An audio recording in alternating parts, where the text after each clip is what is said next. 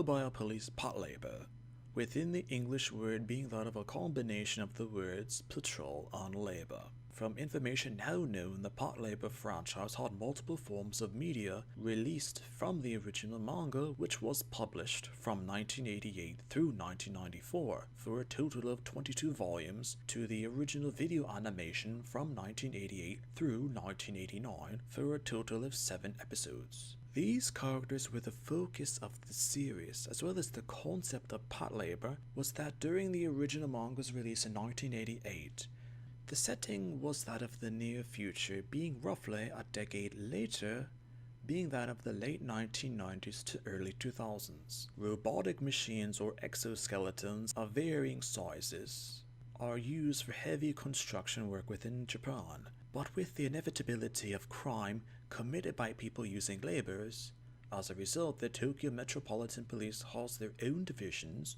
of patrol labors to counteract crimes committed by people using these robotic labors. Due to Patlabor media being released in multiple outlets at the same time or soon after the conclusion of a previous outlet, there are actually multiple Patlabor timelines. The manga follows its own timeline, as the animation has its own rough timeline as well.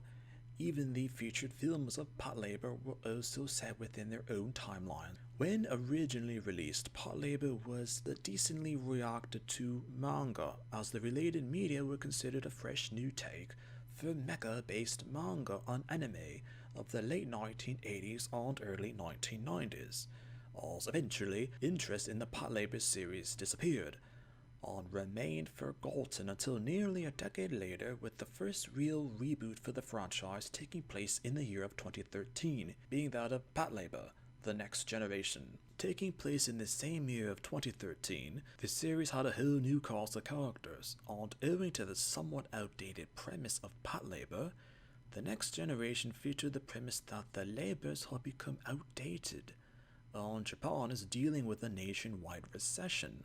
Due to the labors not being needed anymore, as well as the nationwide recession, the Tokyo Metropolitan Police downsized the Patlabor forces to just one division. Sometimes a character can be forgotten because it was a reflection of the times that it was released in.